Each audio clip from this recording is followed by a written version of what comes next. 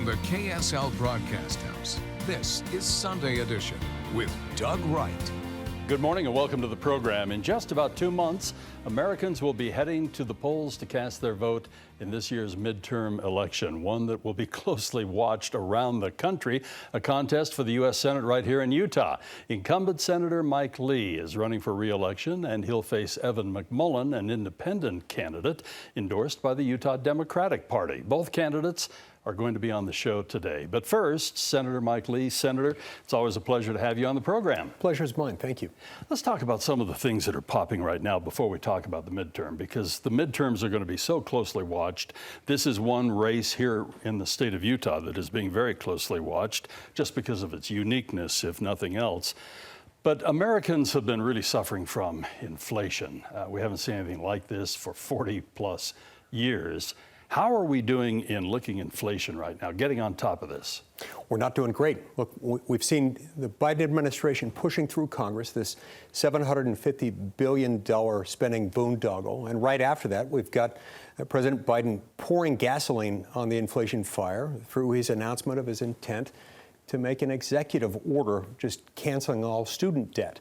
This is going to make higher education more expensive, but these two actions combined, together with the rest of their reckless spending patterns, are going to escalate inflation even more.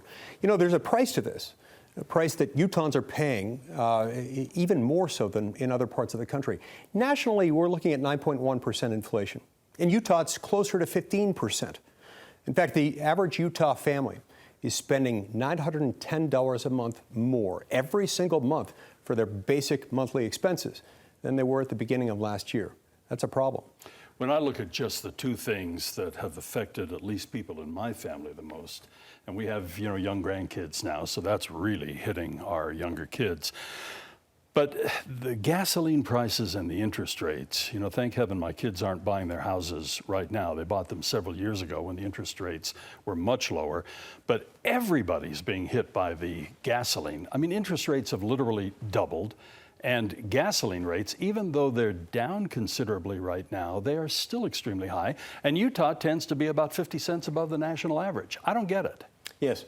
Well, this happens, and the fact that they're down relative to where they were a few weeks ago for now doesn't mean that people aren't still feeling it, because they're still way, way up compared to where they were at the beginning of last year.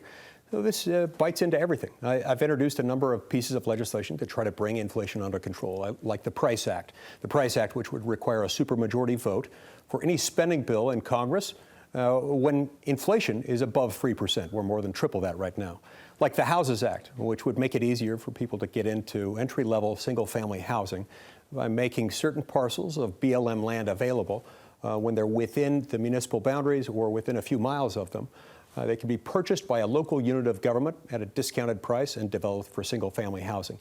And the SHIP It Act would get rid of some unnecessary obligations imposed by federal regulations, making everything more expensive. These are some of the things that we could be doing and should be doing in order to ease the burdens of inflation. So how long is it going to take to get to the point where we are doing some of those things and we really do start to see this go down? I believe we should do all of them. We should do all of them right now. There are already a few provisions of the SHIP It Act that have been adopted and passed as parts of other pieces of legislation. I'd love to see more of it, but right now President Biden and the congressional Democrats are so focused on spending more money, they're losing sight of the fact that that's exactly where inflation comes from. Remember, Milton Friedman, a Nobel Prize-winning economist, explained that in the United States of America, there is only one source of inflation, and that is excessive federal spending by Congress. That's it. That is what is causing this. And when we respond to the crisis by spending even more federal money, that makes matters much, much worse. Boy, we could spend the whole segment talking about this and much more, but there are other things too. It happened just a day or so ago that a judge has ordered the redacted affidavit on the Mar-a-Lago situation to be released. And as we are recording this right now, neither of us have actually seen this redacted document, but what are you anticipating? I'm anticipating, and have been since they announced that they'd be issuing one, a heavily redacted document. I wonder whether it's just going to be a piece of paper with the words but, and the in random order and everything else blacked out. But then again, Judge Reinhart has promised to take a careful look at this. Ultimately, he's in charge of what gets released. Perhaps there will be more substance in there. It's unusual to have a warrant released prior to any charges being brought. But then again, the whole thing is unusual, given that we're dealing with a former president of the United States and a leading potential contender for the next presidential election. So we're in unfamiliar territory anyway, and as long as they've released the warrant, it makes sense to release the warrant affidavit. There's still a lot of weeping and wailing, gnashing of teeth. The whole thing over the Mar-a-Lago FBI raid is a term that's been associated with it. But I can't help but wonder, Senator, if this had happened 20, 30 years ago, I don't care what stripe the president may have been, Republican or Democrat, there wouldn't have been the partisan weeping and wailing. There would have been shock over the whole thing. I mean, that type of documentation kept in less than ideal secured environment. It is so highly partisan right now. And if the shoe were on the other foot, I suspect highly that Democrats would be screaming and weeping and wailing as well. When are we ever going to get back to watching out for the country first and being concerned about what actually happened rather than who actually did it? I think most Americans want that, would like that. We don't know all the details of this case yet. This is arguably, some would say, an example of the political weaponization of the criminal procedures that we have in place in this country. Others would say it's a necessary step toward taking unusual action based on unusual circumstances. We don't know much. I hope to know more once we're given the chance to look at the warrant affidavit. Before we do again run out of time, I want to talk about the election, the midterm, which is very, very interesting. I mean, just the political climate we're in. I've rarely seen it this, if ever, this partisan. And weighing the balance of power, what could be happening back in Washington? We talk about inflation, we talk about other issues, and you wonder if the power shift occurs in Washington, what that will mean. First of all, let's look at it nationally. What are you foreseeing? What is on the horizon? I believe that Republicans are going to take majorities in the House and in the Senate. The House looks more likely. Most people seem to be accepting the fact that there's a shift on the House side. In the Senate side, it's closer. I still believe that we're going to have pickups in Arizona, in Nevada, quite possibly in Georgia, maybe New Hampshire, maybe Washington. And there are very few Republican seats right now that appear to be in jeopardy. We might lose one or two. But I think we will end up gaining more than we lose, and Republicans are likely to gain a narrow majority in the Senate. In the minute that we have left, let's talk about the Republican seat that you hold here in the state of Utah. What are you anticipating in the upcoming race? We came through the primary, everybody took a little breather during the summer. August is always a unique character. Things are going to be ramping up. What do you see in your race? Well, what I see in my race is an ongoing focus on what's happening in Washington, on the fact that what Washington has been doing under the Biden-Schumer mantle has made things worse. It's made it more expensive for the American people to live. It's come at an especially high cost to Utahns, especially poor and middle-class Utahns who just want to get by. Everything they purchase, everything they rely on every day, we're not talking about luxury goods, just their monthly basic necessities. They're all made more expensive by the irresponsible spending practices of this administration and the Democratic majorities in both houses of Congress. This will be a repudiation of those same policies, and it's one of the reasons why I think Republicans everywhere, including in this state, are going to win. As things ramp up, again, for your particular race, what do you anticipate? What will the campaigning look like? What will the debates look like? Will you be participating? You know, all of us in the media and even outside of the media are always going, okay, are we going to have debates? Absolutely. Without question, we are. I've debated in every election I've had. This round will be no exception to that. Look forward to those debates. And I think those debates are going to focus a lot on the very things that we've been talking about inflation, about excessive federal spending, and about the failed policies of the Biden administration, including President Biden's unwarranted, unlawful action that he announced yesterday to throw gasoline on the inflation fire by pandering to voters, by purporting to cancel all student debts. This is going to make higher education more expensive. This is going to hurt especially America's poor and middle class, and this is not appropriate. Senator Lee, it's a pleasure to have you on the program. Thank you so much. And coming up on Sunday Edition, we're going to be talking with challenger Evan McMullin, so stay with us. Well, we talked with Senator Lee, and joining me now on the show is Independent Senate candidate Evan McMullin, and it's a pleasure to have you back on the show. Great to be with you, Doug. Let's just kick off with, we've gone through the doldrums of summertime, and everybody's taken a breather after the campaigns, the primary campaigns. Things are really gearing up now, obviously. What is the state of the Evan McMullin campaign? Well, we're building and growing. The whole point of our campaign is to build a cross-partisan coalition of Republicans, Democrats, and Independents to make a change, to, yes, replace Mike Lee, but more importantly, to better represent Utah in the U.S. Senate.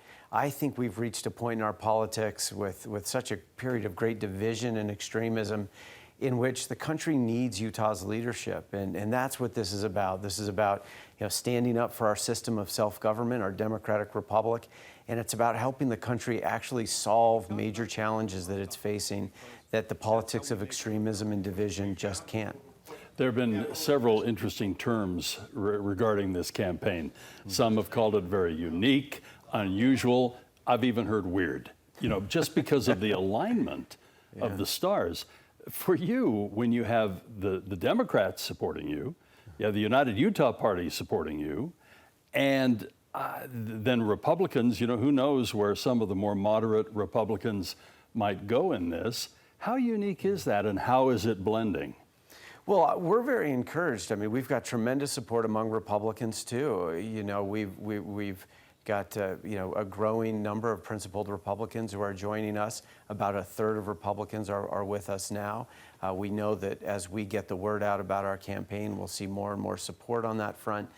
Yes, we have the support of people of other parties too, Democrats, members of the United Utah Party, unaffiliated voters. This is what our politics should be about. It should be about ideas. It should be about people who can lead us forward regardless of party affiliation. And here in Utah, we have an important opportunity and a need to make a change, a need to replace Mike Lee.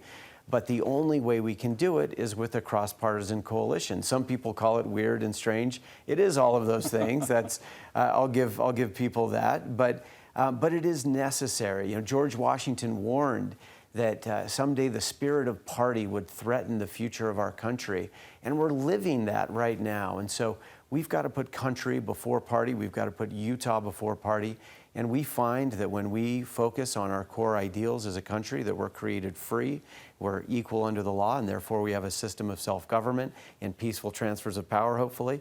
When we focus on those basics and on the idea of objective truth and problem solving, we find that we bring people together, and that's why this coalition is growing.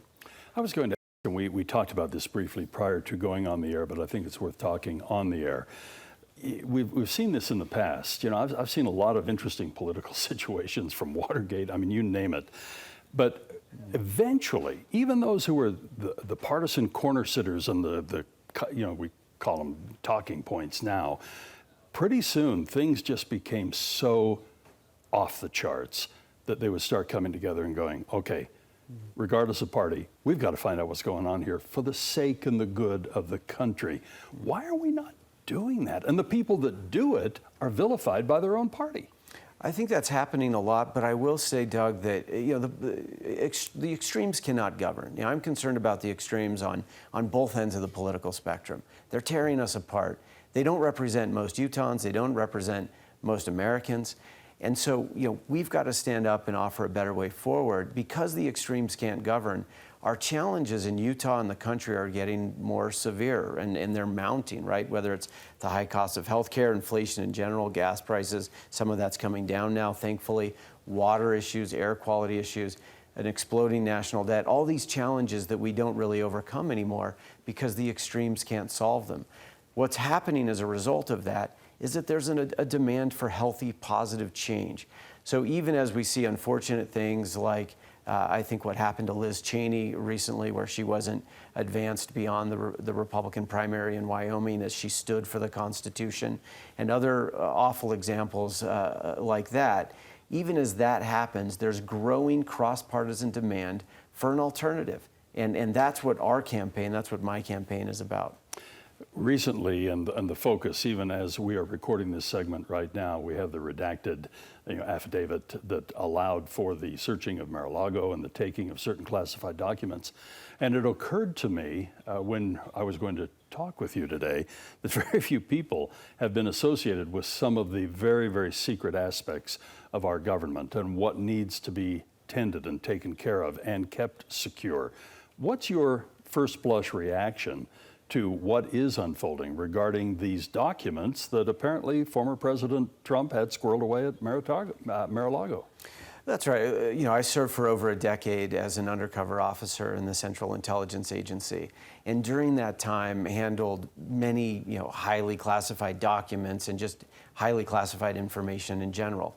As I lived overseas and collected intelligence for the U.S. government and then reported it back to our senior leaders in Washington, that gave me a familiarity with the importance of protecting that information.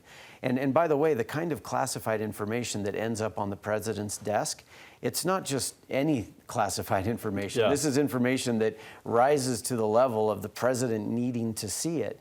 And we've learned now that some of the information that former President Trump was hoarding in his basement related to the most highly sensitive information that we have, information that comes from human sources. So it could be a source inside a terrorist organization or inside a foreign government, sources related to our technical collection of intelligence around the world, which is highly sensitive. There's really no good reason for anyone to be squirreling away highly classified information in their basement.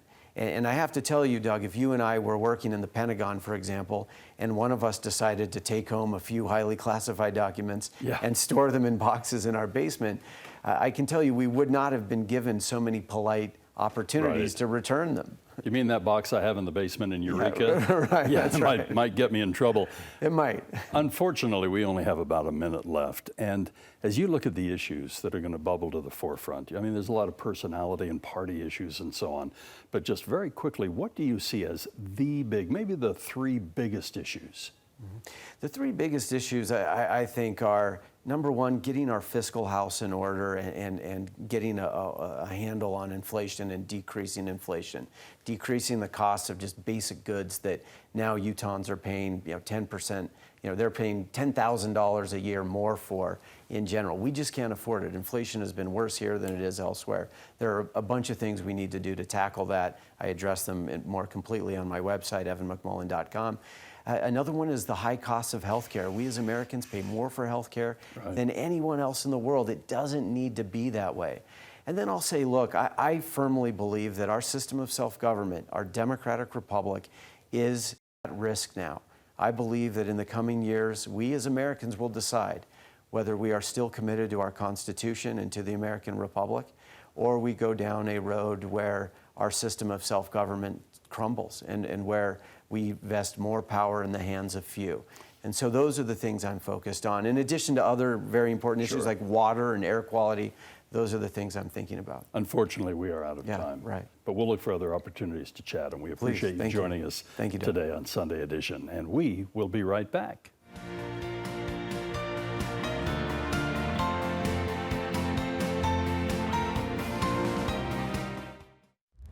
And welcome back to our program today. Obviously, the whole focus of the program has been about the U.S. Senate race here in the state of Utah between Senator Mike Lee and Evan McMullin. We have the Associate Director of the Hinckley Institute of Politics, Lyon Cotti, joining us. And Morgan, thank you so much. We always love chatting with the Hinckley Institute. And maybe I could just ask, where do we stand on polling? I think everybody, especially after our summer recess or whatever it was, people are wondering as we really dig into this race, what's the footing right now? And I hear you've got a survey going into the field. We'll be in the field in just a week or so. So one of the tricky things is there's always so much excitement for the primary, and we're all always around the primary, we're sort of trying to predict what the general might look like. And Right. so we did polling back in May and June, and we found that if Senator Lee was the candidate for the Republicans, which of course we now know he is, that it would be a really tight race with Evan McMullin. They were just a few points apart and well within that margin of error. And then we get into the summer and there's always a lull. I think we'll see a lot more polling coming out in September, so we'll have new numbers and see how this is shaking out. How interesting is this race nationally? I'm hearing a bit of a buzz, especially not only because we've seen some interesting numbers, but the circumstances are so interesting, with Democrats supporting the independent candidate, the United Utah Party supporting the independent candidate, Yeah. and I'm curious, what is the buzz? Was it Politico that called it the weirdest Yeah. Senate race That's in the the term. country? I think that is what people are wondering. They're wondering what's going on with Utah. What is this strategy that Democrats are doing? And can this be successful? Is this a path to unseat what has so far been a Republican candidate that's won his general elections fairly easily? So it is certainly unique. We haven't had this situation in Utah before, but also the stakes are very high because we have a 50-50 Senate, and Republicans or Democrats just need to pick up one seat, and it's a very different game. It's interesting, too, in the same article that you were referring to, they talked about the fact that in the initial election in 2016, Senator Mike Lee would not vote for Donald Trump, Yeah. who is such a huge factor now in this re-election campaign of his. And he actually voted for Evan McMullin. Yeah. So this is unique. There's interesting echoes with 2016 because this week we saw former Governor and Ambassador Nikki Haley provide her endorsement for Senator Lee. I think we'll see him trying to push some of those Republican credentials, and we saw that with 2016 with then candidate Mike Pence coming and saying, "Come home, Republicans, this is your guy." Right. So it's interesting to see, as I said, sort of those echoes, to see that tension is still there. We have just, unfortunately, a second, but Okay. your perspectives on this race are so interesting. For those of us who have traveled around the country while campaigns are underway and you see the bombardment of advertising to the point where even the normal down-the-road car dealership can't even Yep. find time to buy, what are you anticipating from outside sources and money inside the state? There's going to be a lot of outside money coming into this. There's going to be a lot of influence from PACs. Even if both campaigns made an agreement and said, we're going to keep costs low, we're going to keep these things civil, that's not what voters are going to see.